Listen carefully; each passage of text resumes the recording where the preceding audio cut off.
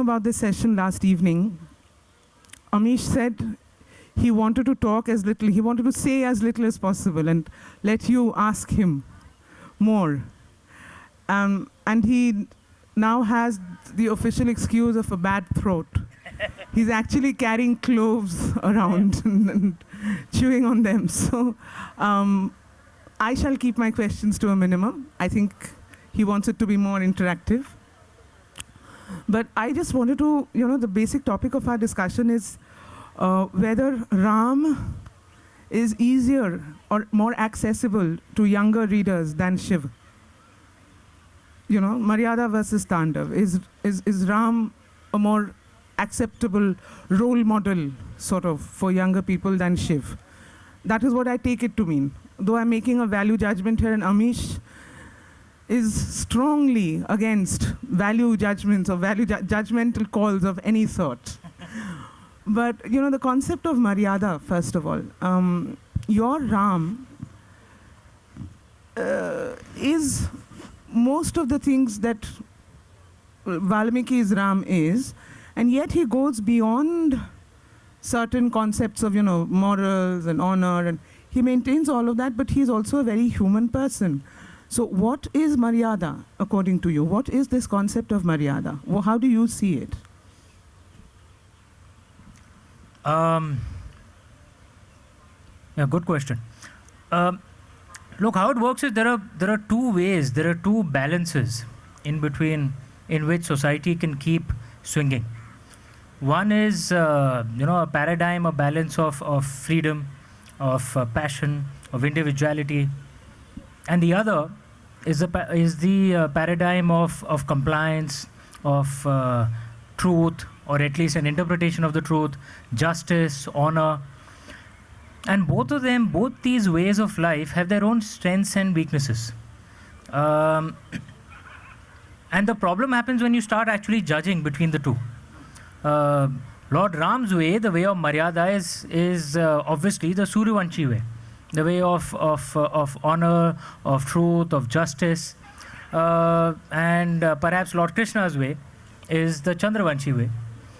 And Lord Shiva is supposed to be beyond this. That's the traditional concept. So when we say I'm not saying Tandav, anything is better or worse. They're just two different ways of life. He keeps saying this. No. It makes it very difficult. No. Okay, let's see it this way then. Like I'll just give you an example of the Suryavanshi way of life in a perspective, not exactly so. China had Olympics, right, recently? The Beijing Olympics, all of you have heard of that.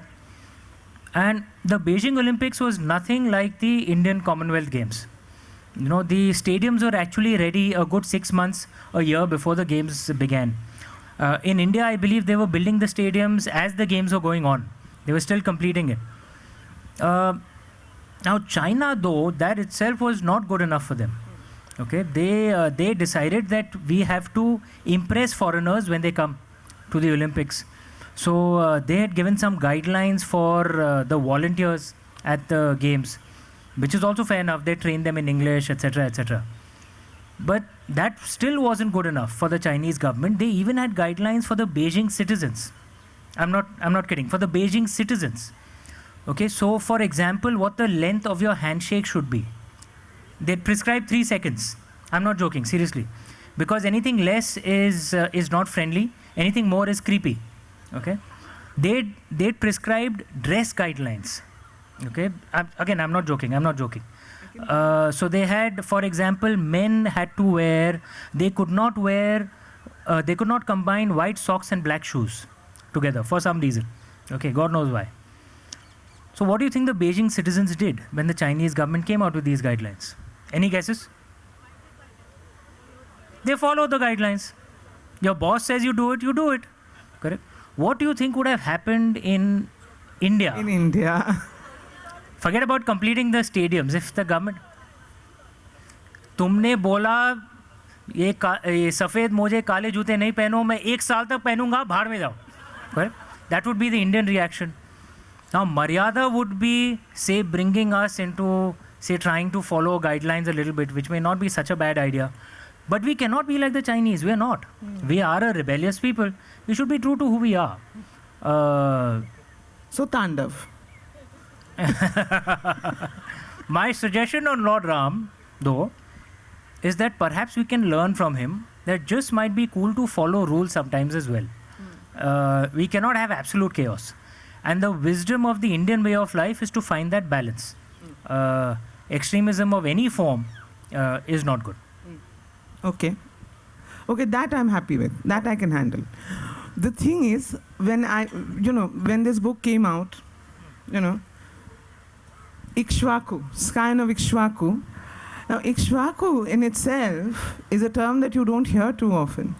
You know that Rama belonged to the Ikshvaku dynasty, but what was it's almost a revival for this sort of term. For lots of people who are not so familiar with, who only know the bare bones of the Ramayana and the Mahabharata, and there are lots of such people, whether they admit it or not. Ikshvaku is not a very familiar term. So what made you pick on this? Did you think about? Obviously, you researched your title or you thought about it. Look, till a century ago, Ikshvaku was a very well-known name. I think what happened was Devdutt also spoke of the 1980s television serial. And in the 1980s television serial, the term used was Raghunandan. Raghuji was also an ancestor of Lord Ram, of course. But the first one was Lord Ikshvaku. Look, I like the name. I think it's a very cool sounding name. It also has a very sweet meaning. Ikshvaku actually means the one who speaks sweetly. So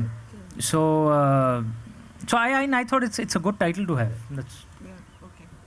Sadly, I can't give a deeper answer than that. No, deep is something we are not looking for. We've had enough of deep. I think throughout the day we've had lots of depth. What I wanted to ask Amish, since we were talking about Maryada and the concepts of compliance and obedience and conformity, quote unquote.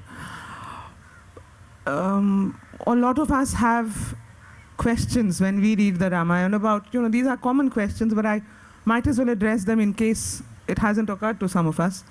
That was he doing right by, say, Sita when he asked her to go through these trials? Was he doing right by Vali when he decided to kill him, from whatever, anonymously, so to speak? Where does that fit in with his code of honor that, that he was brought up with? Does that fit in to the kind of person that Ram was from a bare reading of the Ramayana? You'll have to wait for my interpretation of the Vali incident and the Agni Pariksha incident. But I will say that no worshipper of Lord Ram will justify what happened to Sita Ma. Of course, it was wrong, and he didn't treat her right. But he was obeying a certain kind of dharma at that point. I'd written an article on this subject a year and a half, 2 years back. In fact, an incident had occurred which was the trigger for deciding to write the Ramchandra series. I was at a lit fest in Mumbai, and there was someone who came to speak to me after that incident. It was after that event. I was speaking of mythology, and to make some point, I referred to Lord Ram. And someone came and spoke to me after that event, and said some rather rude things about Lord Ram. There's nothing wrong with questioning God. In fact, in ancient Sanskrit, there is no translation for the English word blasphemy.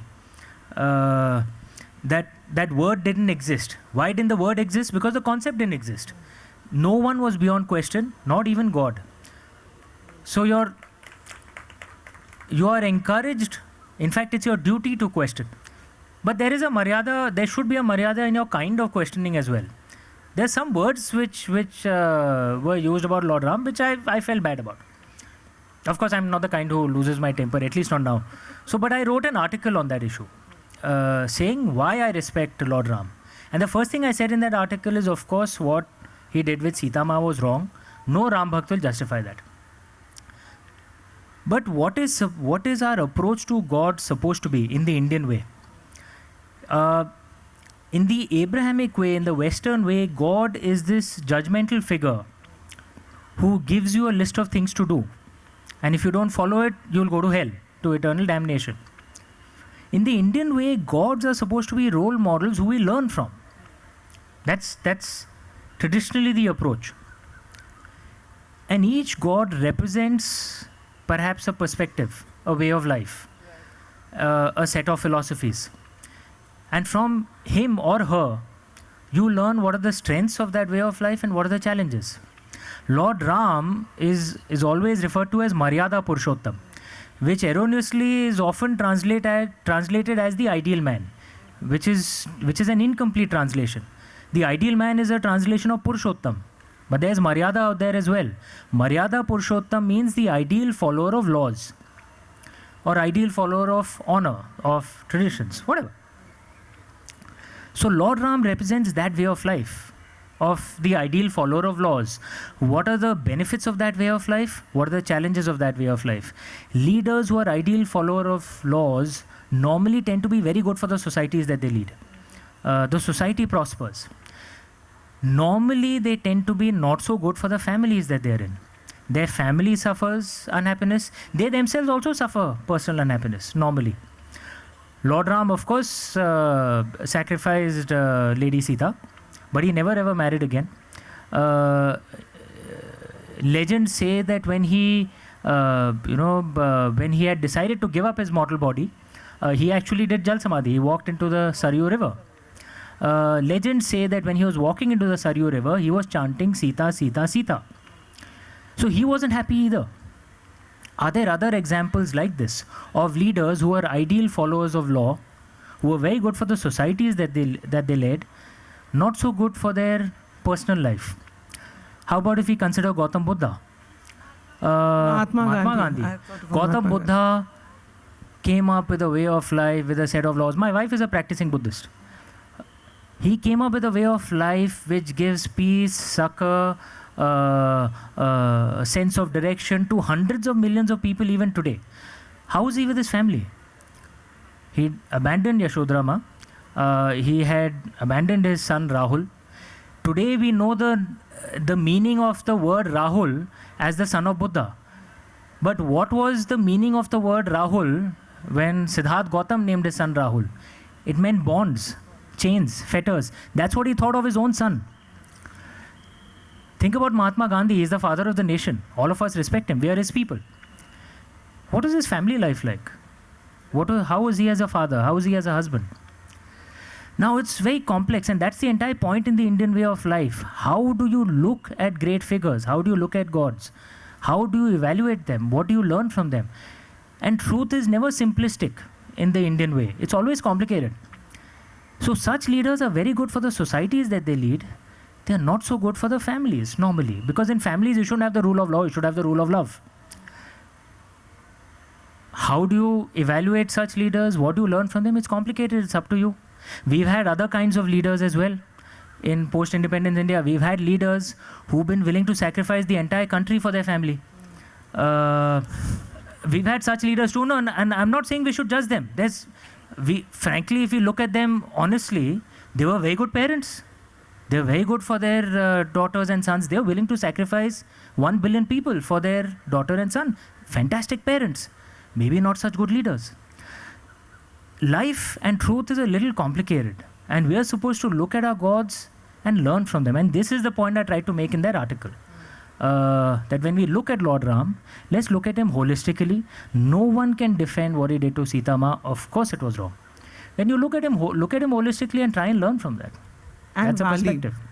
You know, the Vali incident, I remember as a child, it used to really, really trouble me that he had to be killed in that very valid point, very devious way. You need to wait for my interpretation, but I'll give you a hint on this. What does the word Ramayana actually mean? Ram, we know is, well, his name. What does the word Yana mean? No, my Sanskrit isn't so good. One of the interpretations is travels. Ramayana is the travels of Ram. That's. Yeah, I think we could turn the lights down a bit. It was good when the lights were turned off. Can we turn the lights down a bit? Ekটু কম করা যায় আলোটা? Please, sorry. That's one of the interpretations. of the word Ramayana. So this actually, and one of the perspectives in the ancient way was that traveling was an educational experience. You traveled and you learned. So the Ramayana is in a way the making of the God who we came to respect. It's how we actually learnt and became the God that we know. Now I can't tell you anything more, so you wait for my Bali experience. So my next question was going to be, so it is possible to actually become a God, transcend your mortality and become... But that is the Indian concept. All of us, the difference between the gods whom we worship and us, even they have the God within, we have the God within. The difference between them and us is that they discovered their God within. We still haven't discovered the God within. That's the difference. Okay, I think that's a very good answer. I think, yes. Which brings us to somebody we already know as a God, an established God, Shiva. He's part of our Trinity. He's the destructive force. He's a born rebel. He's this ash-smeared, ganja-smoking, completely chaotic person. What are the youth even doing near him? I mean, there's no question of the youth going near him. You just described why the youth will go to him. Well, my question was a joke. I was trying to be ironic, but yes. So one of my younger readers, I think perhaps described it perfectly. He said, Lord Shiva is the dude of the gods. Absolutely. No disrespect to any other god. No, of course not. He's an absolute dude. So how does such a person become a god in the first place? How does the deification of Shiva? Can you just take us back, because I know you read a lot and your research is way more than most of ours here. I can sort of say that with some certainty. What is what lies at the root of his godliness? How did Shiva become a god? In the Aryan scheme of things, in the Aryan pantheon. No, in the Aryan pantheon, in the Hindu, you say in the documented Hindu pantheon, how did Shiva find his way in?